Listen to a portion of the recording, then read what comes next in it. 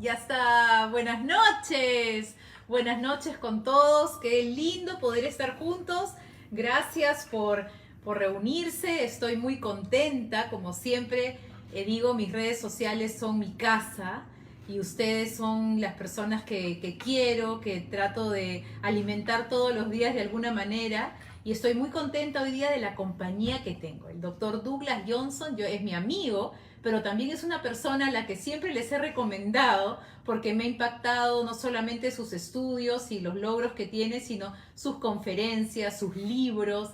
Y bueno, estoy muy contenta, Douglas, de Un tenerte placer, esta Anita. noche. Un placer, realmente. Y saludos a todos ustedes.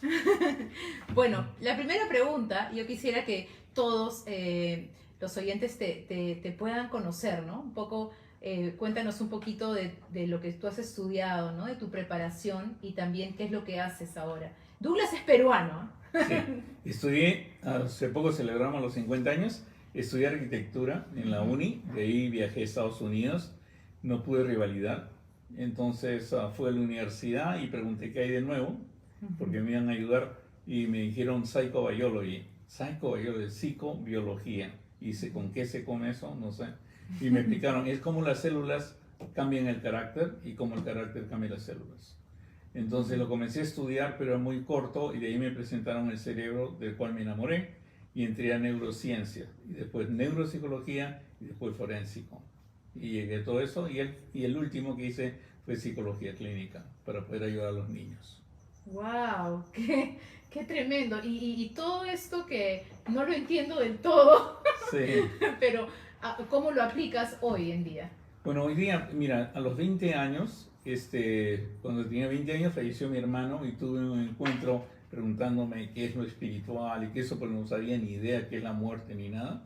Y entré a buscar en la biblioteca de mi padre y encontré eso que decía Gedeones, que era la Biblia. Entonces lo agarré y lo miré, uy, la Santa Biblia, y le iba a dejar, pero vi el nombre de mi hermano, que era James Santiago.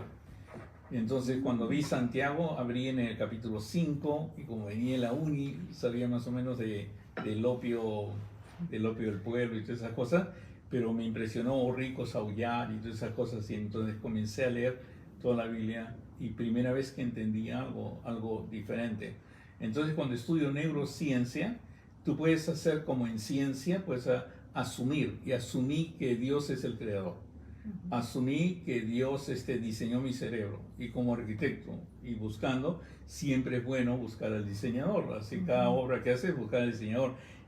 Cuando asumí que es el diseñador, dije, pero ¿cuál es la herramienta que él utiliza para, digamos, entablarse conmigo, o sea, comunicarse conmigo, y sobre todo hacer que mi cerebro funcione bien? Entonces asumí otra vez que era, así se asumí, ¿no? Está bien. Sí. Asumí que era la palabra de Dios, la Biblia. Entonces de ahí comencé a estudiar la Biblia desde el punto de vista neurocientífico. Y ahí encontré muchos principios que los he escrito, expuesto, hecho teorías y todo. Y me invitan continuamente en reuniones de neurocientíficos y todo para que exponga esos principios. A veces no empieza con la Biblia, pero son de la Biblia, y me preguntan de dónde los he sacado, y los he sacado de la Biblia. Y entonces he desarrollado varios cursos, he desarrollado en varias universidades, he hablado sobre neurociencia en la enseñanza de la palabra de Dios, y es espiritualidad. La espiritualidad en neurociencia recién aparece, por eso llama mucho la atención. Ellos tomaron el budismo como espiritualidad, como fuente de espiritualidad. Y la razón es que el budismo te lleva a la perfección, tiene un camino a la perfección, 10 pasos o 6 pasos. Y no tomaban el cristianismo, o no tomaban la Biblia, porque simplemente dicen que todo el mundo es imperfecto, nunca nadie puede ser perfecto, todo el mundo es como pecador. Eso me dijo el doctor Harold Kenny, que es la máxima eminencia del programa de espiritualidad, teología y salud de Duke University. Y entonces de ahí empecé yo a utilizar la Biblia profundamente, en que sí realmente nos lleva a la perfección, que sí realmente sirve para aquí y ahora, porque antes era nomás para salvación, y salvación ocurre después de muerte, y si ocurre después de muerte para ir al infierno, entonces no me sirve para esta vida. Y entonces todos esos principios han hecho algo increíble, se han hecho teorías, se aplica en los hospitales que he trabajado, y es algo increíble. ¿Y la espiritualidad entonces nos puede llevar a una sanidad integral, una sanidad mental? Claro. Ahora estamos entendiendo mucho más, ¿no? Por decir, de la espiritualidad, del estudio de la espiritualidad, viene recién la conceptualización de gratitud. ¿Qué es gratitud? Hay un salmo muy famoso entre los cristianos, que es el Salmo 100, y dice, entra a sus puertas con acción de gracias, ¿no? Entonces, para nosotros es diferente, ¿no? Para la neurociencia es diferente. Es una acción de gracias, entonces, ¿qué produce en el cerebro? Y ahora ya recién hemos descubierto que el dar gracias, levantarte con gratitud, entras a áreas de tu cerebro que nunca has entrado. O sea, no sé si has escuchado que esta persona nomás utiliza el 3% del cerebro o 10% del cerebro y no utilizamos el 100%. En pocas palabras, la gratitud te hace usar todo el cerebro. Y eso que es curioso, que la Biblia pues enseña que es la entrada a la espiritualidad, la entrada a un mundo totalmente diferente. Y ahora lo utilizamos más, lo hemos utilizado para medicina, lo hemos utilizado para diferentes cosas, porque en la medicina siempre hay un aspecto que se llama el aspecto placebo, que es lo que yo creo que va a ocurrir con la medicina que voy a tomar, ¿no? Y entonces eso nos ha llevado a hacer el poder de lo que es el creer, el poder sí, the power of belief, el poder de creer. Entonces hay muchas eminencias en Estados Unidos, como el doctor Berenson, que es de Harvard, que se ha dedicado totalmente al estudio de lo que es creer, ¿no? Y lo llevó al Tibet, lo ha hecho por todas partes. Y los beneficios que esto trae, ¿no? Y los beneficios son increíbles. Incluso se ha descubierto, mira, algo curioso en lo que es creer, lo que es espiritualidad, porque esa espiritualidad es la relación. Suponte ahorita yo tengo una relación contigo y la parte más importante es la parte espiritual que yo tengo contigo, ¿no? Cómo es que podemos transmitir pensamientos y cosas así, cómo podemos creer nosotros en algo similar o algo por el estilo. Esa es espiritualidad. Por decirte... Perdóname, entonces espiritualidad es lo que se produce algo cuando te relacionas con algo, no es una decisión inmediata, sino hay que relacionarse, digamos, con Dios para tener un tema espiritual, porque quiero entender qué espiritualidad empieza, porque hay diferentes conceptos de espiritualidad, pero espiritualidad empieza cuando tú conceptualizas realmente que eres un diseño de Dios, ¿no? Y que Dios te da la capacidad para ser espiritual. Hay unos que no reconocen que viene así, pero no pueden explicar, y la única manera que a veces podemos explicar y científicamente es que yo conceptualizo que hay un ser espiritual, ¿no? Y en la relación que ese ser espiritual se llama espiritualidad, o la relación eso. Algunos tratan de minimizarlo, ¿no? Pero es bien importante ese concepto de que es una relación con algo más allá.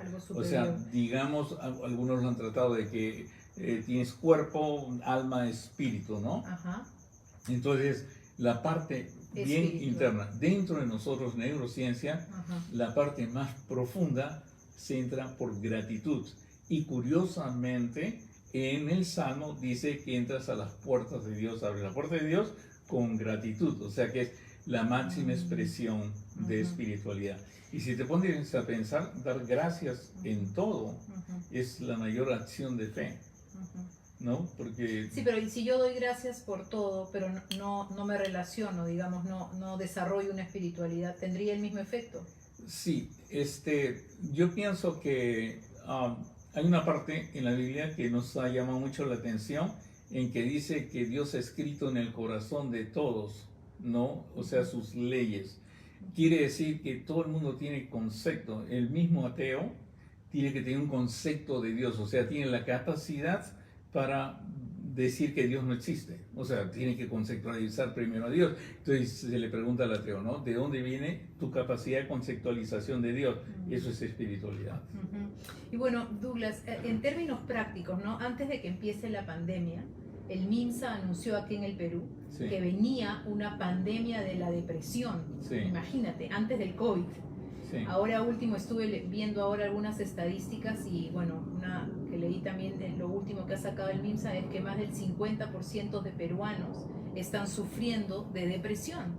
Entonces, todo lo que tú nos dices ahora, en términos prácticos, ¿cómo podríamos aplicarla de alguna manera para ayudarnos, ¿no? Porque todos estamos pasando, pues hemos pasado unos años terribles, ¿no? Ansiedad, depresión. Entonces, ¿cómo poder ayudar a los oyentes con unas herramientas prácticas que nos puedan ayudar? Bueno, son varios aspectos que hay que entender en esto de la pandemia. La primera cosa es, digamos, yo tenía una actividad común, iba a trabajar, venía, regresaba, y todo me para. O sea, o salía a restaurantes, o salía a café, salía a reunirme, y todo se para. Entonces el cerebro conceptualiza, yo por mi pensamiento, que ya no necesito salir, ya no necesito hacer nada, entonces ya no necesito casi energía.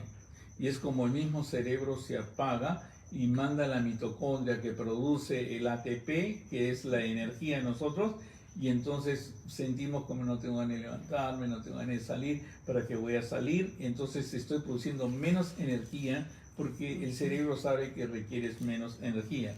Y la otra cosa es cuando tienes sobre la pandemia y viene que no se puede curar, el COVID-19 está muy difícil de curar y todo, es una especie de desesperanza. No tengo esperanza, no hay esperanza. Al principio, antes que Trump mandara a hacer todas estas vacunas y todas esas cosas, no había cero esperanza casi. Después comienza a venir la esperanza y algo así, ¿no? Y la falta de esperanza también afecta a la mitocondria. Entonces, no solamente pero es energía. O sea, porque todo lo que es emocional y percepción se tiene que traducir a fisiología. Y entonces ese es el problema. Pero apenas tengo esperanza o espero en algo, vuelvo. Ahora, no sé si has leído tú en Isaías 40, dice, el que espere en Jehová renovará nuevas fuerzas. Los jóvenes se cansarán, y es esperar. O sea, cuando yo espero, por decirte, puede ser que pases por circunstancias terribles en tu vida y creas que no hay salida, no hay esperanza. Pero por ahí te viene una luz, te viene una invitación, te viene algo, ya termina eso, entonces hay esperanza. Y el caso de un niño en la pandemia que se quería suicidar. He visto muchos niños que se querían suicidar durante las pandemias, que me lo referían a mí porque no sabían hacer con los niños. Y a los niños no se les puede dar las pastillas que le damos a los adultos. Entonces no saben qué hacer. Y entonces comenzamos a creer esperanzas, futuro. Comenzamos a ver a los niños con futuro y resultó bastante. Había un niñito que el Bayern de Múnich lo había contratado 9 años. Y dicho de paso, hijo de peruanos, pero vive en Estados Unidos. 9 años, el Bayern de Múnich le dice, es mi Messi, es mi nuevo Messi. ¿Y pero ese vino, quería suicidar? claro, vino la pandemia y canceló el Bayern de Múnich. Y el chiquito ya estaba jugando, ya se hacía, estaba todo ahí. Y el chiquito mismo se quería matar, ¿para qué quiero vivir? Entonces le comenzamos a hablar de proceso, de esperanza y de todo. Y le hablamos de Dios también, ¿ah? El que espera en Dios, pues tiene, porque al final cuando tienes la pandemia, algo así, sucesos así, ¿quién te puede defender? El Chapulín Colorado ya no puede. Sí, pero es bien loco, ¿no? Porque en verdad, para desarrollar la esperanza tienes que desarrollar la espiritualidad y tienes que aceptar el creer en Dios, ¿no? Y claro. Hoy a mí personalmente me dicen qué atrevida eres a veces por hablar de Dios, o sea, ya no estamos en esa época, o sea, se tiene muy de menos, ¿no? Ha perdido mucha credibilidad, es algo que no veo, es algo que no puedo tocar, es algo difícil. Entonces la fe es difícil porque realmente estamos acostumbrados a ver, a tocar, ¿no? Queremos la prueba. Entonces, ¿cómo desarrollar una espiritualidad, ¿no? Y también otra cosa, y es que mucha gente tiene recuerdos relacionan la espiritualidad con una religión impuesta, ¿no? Nos han obligado muchas veces a muchas cosas, entonces es como que nos hemos peleado con el sistema, pero también con Dios. Entonces ahora tú nos hablas de esta espiritualidad, cosa que yo te creo porque también lo he experimentado, ¿no? Pero qué difícil es poderla, para la gente, o sea, yo quisiera que le des un mensaje a esas personas que han perdido la fe. Claro, espiritualidad es una relación. no una religión. Hay miles de religiones. Qué importante. ¿No? Entonces es bien importante, porque si una persona te lleva a la espiritualidad, a una relación con lo espiritual, es diferente a una persona que quiere que vengas a un sitio y pertenezcas a su grupo. Eso es religión, no, relación es enseñarte cómo tener una relación con esa persona espiritual. Cuando hacemos eso, estamos abriendo miles de factores y obteniendo miles de herramientas en nuestro cerebro. O sea, en cada persona, porque yo trabajo con todo tipo de religiones, con todo tipo de religiones. Y lo primero que a veces es lo más difícil para mí es sacarle la religión, para poder comenzar a hablar de espiritualidad, porque la religión actúa como que esta es la religión y digamos que tiene un concepto de esto grande espiritual, de Dios, pero ellos toman nomás ciertas partes y esas ciertas partes le dan en la boquita al que viene acá. Lo que tratamos de hacer nosotros es quitar esto y llevarlo directamente a Dios o directamente a lo espiritual. Entonces ahí podemos trabajar y están desesperados, ¿no? Porque a veces uno se esclaviza de instituciones o algo por el estilo. Pero en la espiritualidad hemos comprendido, o sea, las personas comprenden, bueno, todas, mira, todas las instituciones, Duke University tiene un centro por espiritualidad, teología y salud. Harvard tiene un centro de espiritualidad, teología y salud. Notre Dame tiene un centro de espiritualidad y me canso de nombrar todo eso. ¿Por qué han hecho tanto énfasis? Porque esto es más o menos reciente. Antes era pecado para un neurocientífico hablar de mente, solamente de la mente. Ahora imagínate hablar de espiritualidad, porque eran conceptos que no se podían entender. Pero ahora hemos avanzado mucho, hemos visto a través de Functional MRI, resonancia magnética, hemos visto cuando uno piensa en Dios qué parte actúa, qué parte no actúa. Hemos hecho a través de SPEC, que es otra manera de medir el cerebro, hemos visto qué pasa cuando yo medito.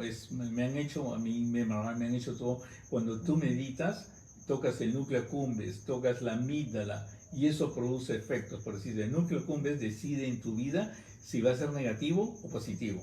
Cuando tú meditas en Dios, toca esa parte y siempre se vuelve positiva. O sea, tú ves cuando ves una persona negativa y dice que yo voy a tal religión o tal religión y ves negativa, su religión no le está enseñando a meditar, no le está enseñando a tener una relación. Pero cuando le enseñas a tener una relación, a meditar, guardar silencio, apreciar todo lo que ves y dar gratitud y dar gracia, entonces tu núcleo accumbens comienza a ser positivo. Y te es difícil, te digo con toda honestidad, para mí es muy difícil incluso ver, porque he estado en diferentes países donde el gobierno no está tan bien. Me es difícil cuando estoy en ese país y me preguntan del gobierno que no está tan bien, verlo todo negativo. Siempre puedo sacar algo positivo, dentro de mi cabeza es algo positivo. Y eso es lo que hace la meditación. Y la otra es tocar la amígdala, y en la amígdala está lo que es resiliencia. O sea, te aplastan y tú te levantas. Te aplastan y tú te levantas. Y eso es bien importante entender para poder meditar y para enseñarle a las personas a meditar. Pero estás hablando de a veces hábitos bien arraigados, ¿no? En nosotros tendemos a ser negativos, tendemos a ver todo negativo, a quejarnos o a sentirnos culpables. Entonces, en realidad, ¿cómo luchar frente a esto que lo tenemos tan establecido? O sea, porque lo que tú estás diciendo es contrario, pero tendría que yo hacer una renuncia entonces a hábitos que probablemente arrastro y que ya estoy acostumbrada, ¿no? En la práctica.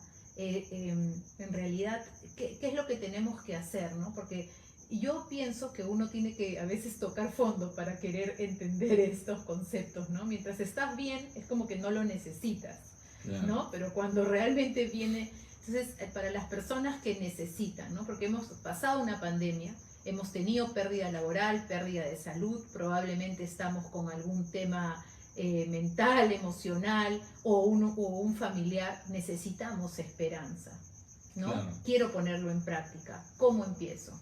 ¿Cómo puedes comenzar a esperar? Yo les aconsejo algo primero, ¿no? Según las creencias, las personas tocamos la creencia, pero generalmente en Estados Unidos, donde yo trabajo, el 80% cree en Dios. 80% creen en Dios. O sea, no son muchos los ateos. 80% creen en Dios. Y generalmente es el Dios. Pero la mayoría de personas que no desarrolla esperanza es cuando tienen un Dios lejano. A un Dios que está en un trono tirando dardos y cosas así. No, Jesucristo dijo algo que era increíble. Arrepentidos que el reino de Dios se ha acercado. Y ahora oraréis así, Padre. La primera cosa que yo ayudo a personas que están pasando por graves problemas, e incluso a veces son religiosos, es enseñarle una relación con Dios a nivel Padre. Pero es difícil para la persona conceptualizar que Dios es Padre. A veces es por los padres que han tenido, a veces es porque le han enseñado mucha religión, digamos, cuando hacen mucho énfasis en sacrificios o suponte ayunar, algo así. Imagínate que un niño, un bebé tuyo, tú tienes tus hijos, ¿no? Venga y te diga que quiere comer. Tu madre eres pero contenta porque creo que la primera labor de la madre es que los niños coman. ¿No? Porque estamos tan... Pero no, o sea, que coman, que coman. Ahora imagínate tú que vienes donde tu padre y que lo hemos creado en religión y te dice, no, no comas 3 días o ayuna 3 días y ya yo te hago caso. Imagínate que a un bebé le digas, no comas 3 días. Entonces para nosotros inconscientemente es muy difícil conceptualizar Dios como Padre.